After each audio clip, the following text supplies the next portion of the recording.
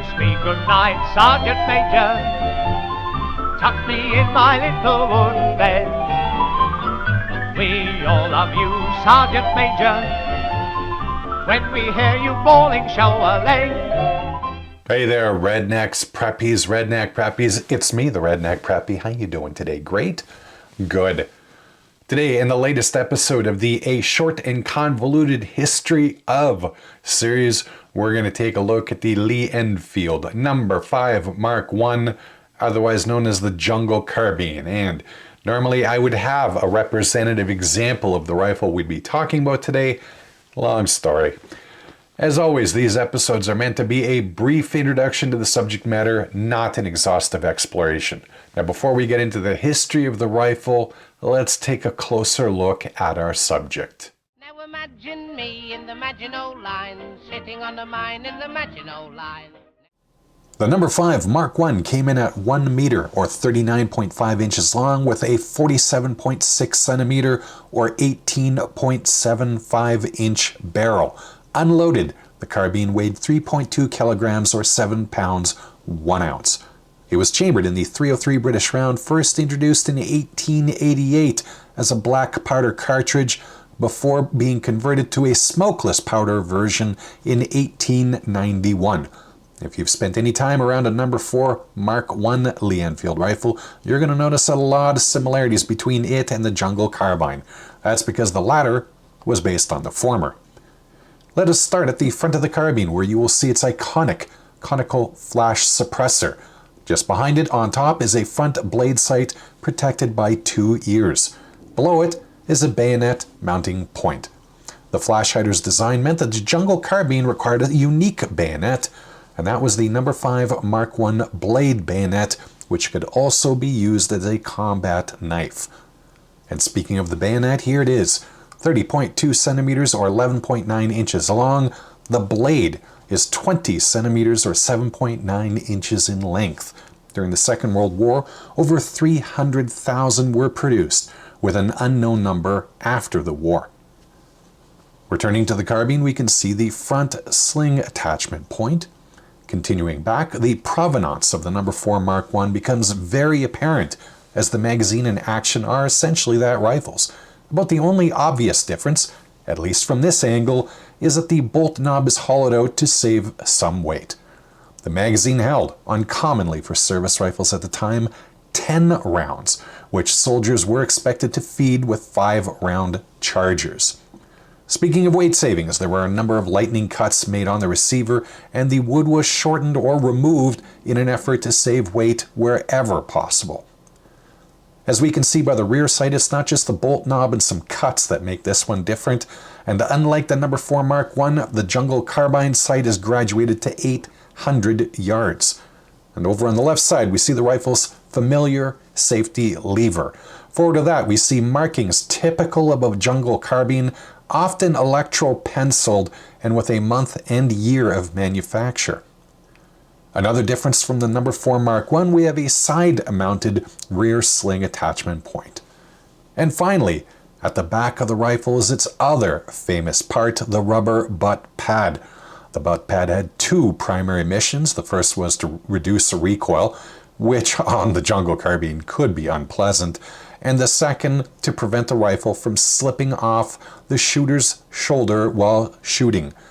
I'm not sure it was entirely successful at either, but from what I've read, it didn't do much to make recoil less punishing.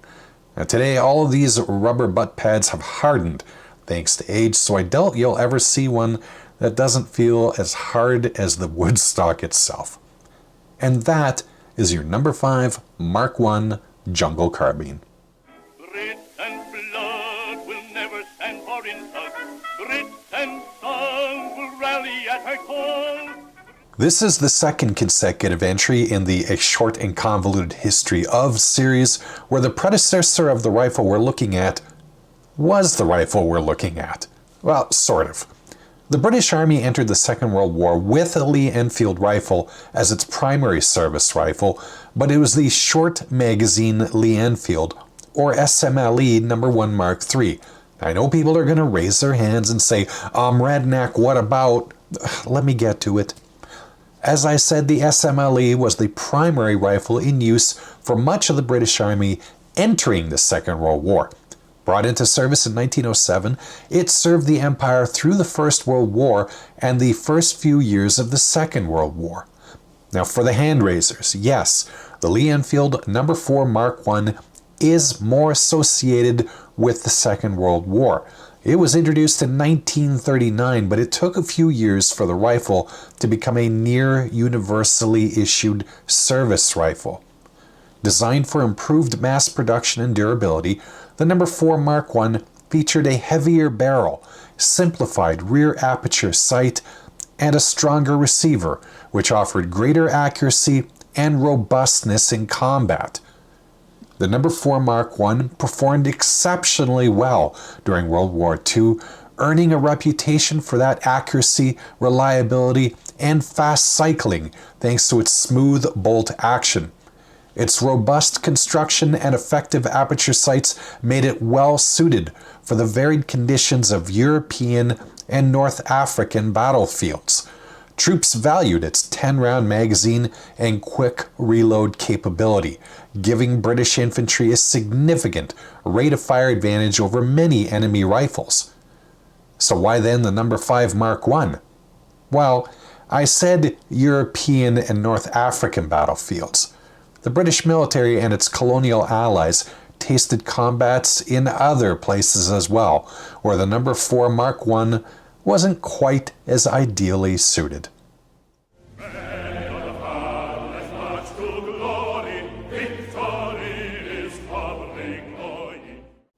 This is an example of a rifle that doesn't have a single credited designer or driving force behind it. The Lee Enfield No. 5 Mark I was designed by the Royal Small Arms Factory Enfield, or RSAF Enfield, in the United Kingdom during World War II. It was developed by a design team under the direction of British Army Ordnance Authorities and Enfield engineers. The design work began in 1943 and the rifle entered production in 1944. While Enfield led the development, the rifle was produced at RSAF Fazakerley and BSA Shirley, two major British arms factories. So while there's no single designer, like with some other rifles such as Kalashnikov or Garand, the No. 5 Mark I was a collaborative military-industrial design originating from the RSAF Enfield team.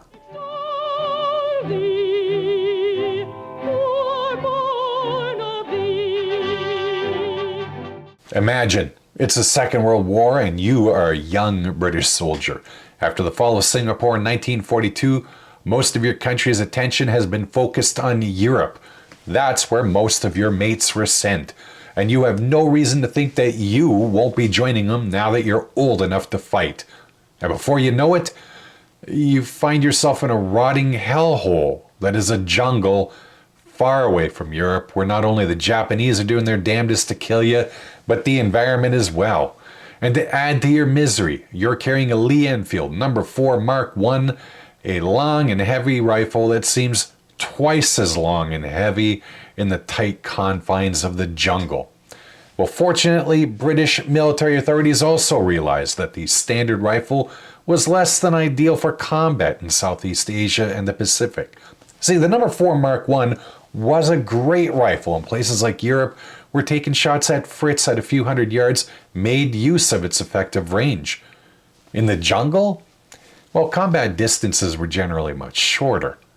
And so in 1943, the designers at Enfield grabbed the rifle and went to work on it, removing as much weight as they possibly could, while also ending up with something that had good accuracy up to 400 yards. And by the end of the year, they had a prototype ready for testing by the Small Arms School at Bisley Camp.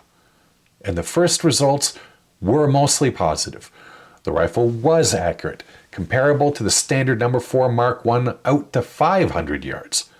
However, the shortened barrel produced a terrific flash, which was somewhat ameliorated during the trial by adding an ad hoc flash suppressor. Enfield made more changes as a result of the trials, and in July 1944, another set of tests took place to further assess accuracy, reliability, and, well, whether that muzzle flash had actually been tamed.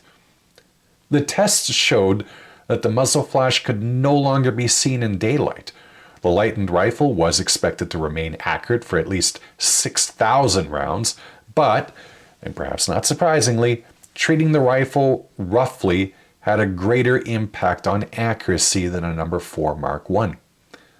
Among the changes introduced with this new carbine, officially now designated the number 5 Mark I, was the shorter barrel, a conical flash suppressor, the rubber butt pad to try and soften the blows from the unpleasant recoil, lightning cuts on the receiver, and a new rear sight graduated from 2 to 800 yards. Huzzah! A new rifle was born. The number 5 Mark I was officially introduced into service on September the 12th, 1944, with 20,000 being immediately available, and were promptly sent to the men that needed them the most. British Airborne Forces in Norway. Okay, there actually was a reason to that madness. British military authorities expected that the 1st Airborne Division, which was stationed in Norway, was one of the units that were going to be sent to the Far East as part of the planned invasion of Japan. In reality, the first combat the carbine saw was during Operation Market Garden. Okay, so what about our poor souls in the jungle? Well, near the end of 1944, they finally began to receive the carbine. In spring 1945, British soldiers armed with the rifle saw combat against the Japanese in the jungles of Burma. Now, you may have noticed that I haven't called the rifle by its nickname in this section. That's because it was here that it seemed to have picked up the nickname of Jungle Carbine.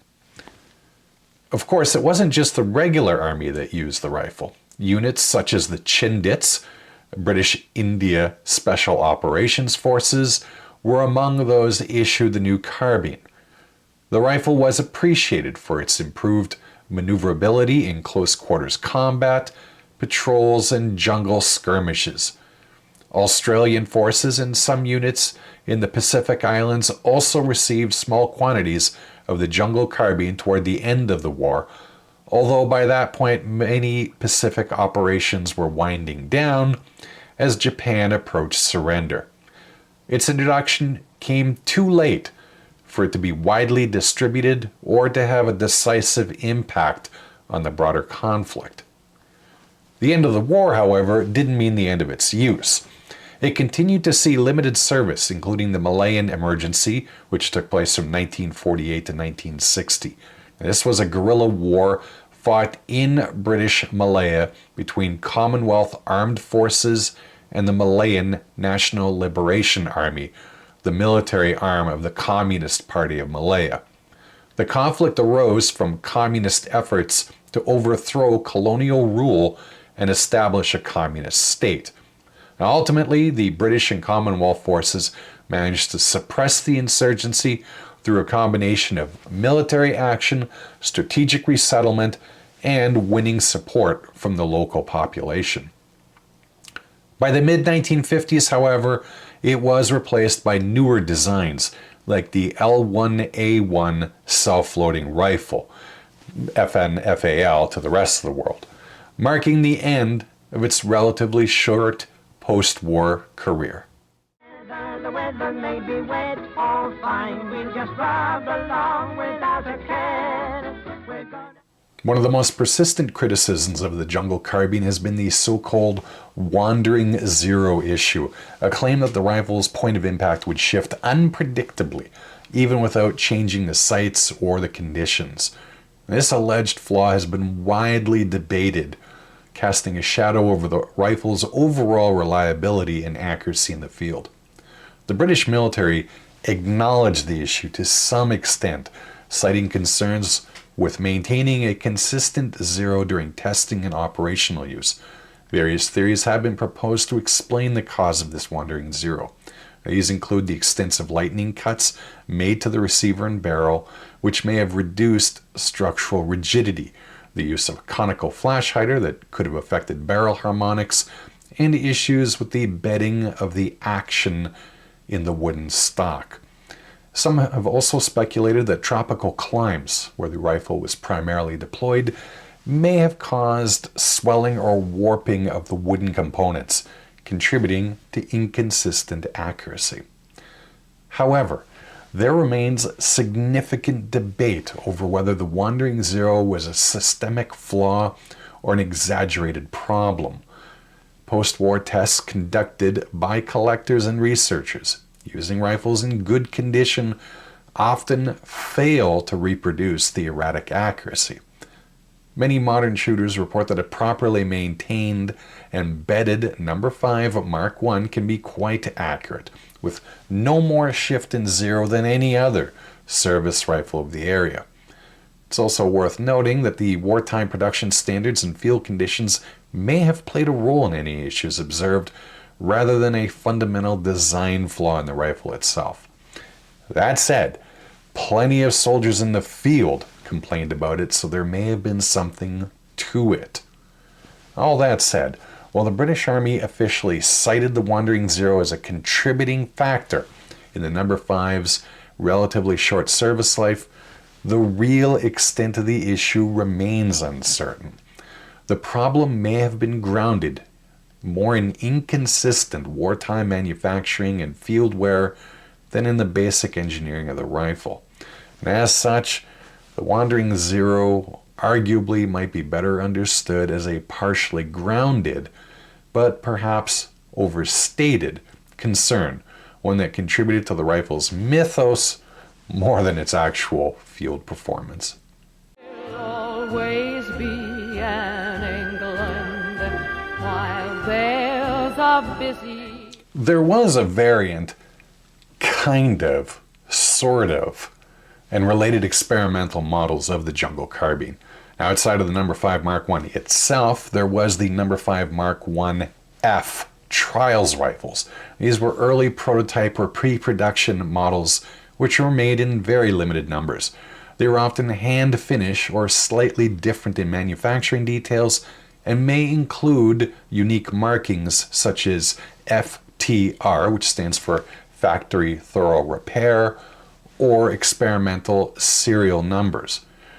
There was also an experimental grenade firing variant. Now, these weren't very widely adopted and did not appear to enter full service. Now, I can't prove this, but special adaptations may have included reinforced stocks and barrel modifications.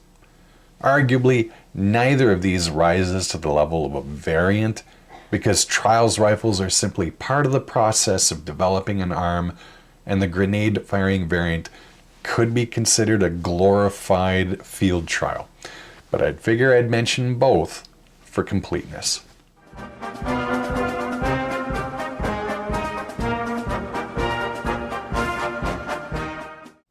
Given that the British Empire was a global concern, probably not a surprise to you learn that it was used by a number of countries to varying degrees. India inherited a substantial stockpile of British small arms following independence in 1947, including the No. 5 Mark I.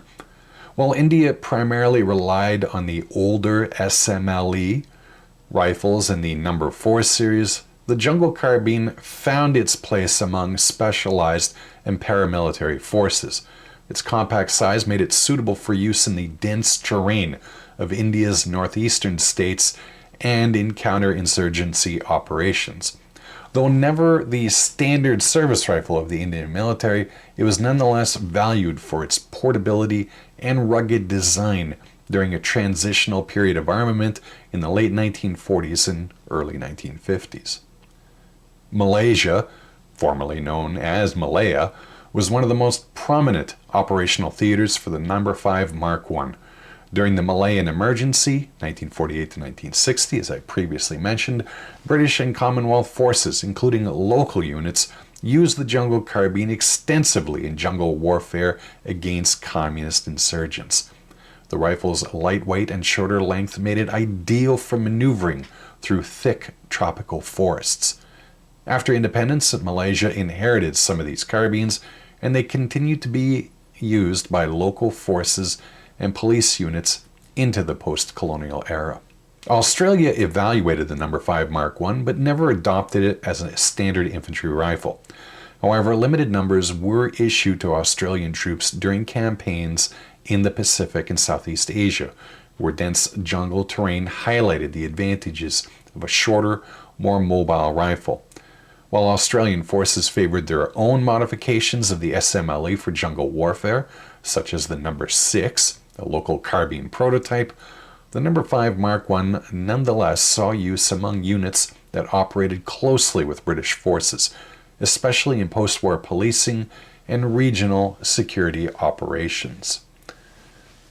Kenya saw significant use of the No. 5 Mark I during the Mau Mau uprising in the 1950s. British colonial authorities armed the Kenya police and auxiliary forces with a jungle carbine to combat insurgent groups operating in the bush and forested highlands. The rifle's manageable size and built-in flash suppressor proved advantageous during patrols and ambushes in rugged terrain. After independence in 1963, Kenya retained some of these rifles for use by its newly formed police and military forces, a pattern that was repeated in other former British African colonies. Indonesia came into possession of some No. 5 Mark I rifles during its struggle for independence from Dutch colonial rule, particularly during clashes with British and Commonwealth troops sent to secure the region post-World War II. These carbines were either captured from British forces or left behind during the withdrawal.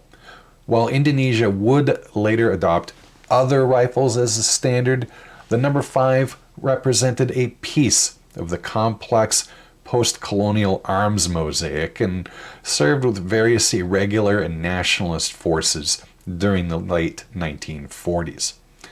Also touching the carbine was Canada, which had some mainly for testing and limited operational use. There was also Nigeria, Uganda, and other former British African colonies which received surplus rifles after the Second World War and used them in policing, paramilitary, and in their early military forces post-independence. Play with hand grenades. If we had known, we would have brought along our buckets and spades. For me, the jungle carbine holds a unique and somewhat paradoxical place in military history. Innovative in concept, but limited in long-term impact. Its legacy is defined by a blend of tactical adaptation, design compromise, and its role as a transitional weapon between bolt action and modern self-loading rifles. The carbine was one of the first major attempts by a Western military to specifically tailor a bolt-action rifle for jungle and irregular warfare. Its shortened barrel, lightened frame, and flash suppressor addressed the real combat needs of troops fighting in dense, humid, and close-range environments, notably Burma and Malaya. In that sense, it was ahead of its time and influenced thinking about the importance of specialized weapons for different terrains and combat styles. The carbine was introduced late in World War II and served through the early post-war conflicts, such as the Malayan Emergency and the Mau Mau Uprising. However, it was quickly overtaken by the emergence of semi-automatic and automatic rifles like the FNFAL in British service. Its legacy, therefore, is that of a transitional firearm, marking the end of the bolt-action era and pointing toward more modern infantry weapons. While the carbine itself was not widely emulated, the idea of a lightweight portable rifle for specialist troops continued in later designs. It indirectly influenced post-war military thinking about paratrooper carbines, jungle rifles, and compact scout weapons. In this way, the Jungle Carbine arguably paved the conceptual path for later developments such as the AKS-74U and bullpup rifles tailored for mobility. It represented both the ingenuity and limitations of wartime innovation and stands as a reminder of the rapid technological and tactical changes that reshaped infantry warfare in the mid-20th century. Ultimately, the Jungle Carbine's legacy lies less in battlefield dominance and more in its role as a bold but imperfect answer to evolving combat conditions, and as a symbol of the final chapter in the long and storied lineage of the Lee Enfield rifles.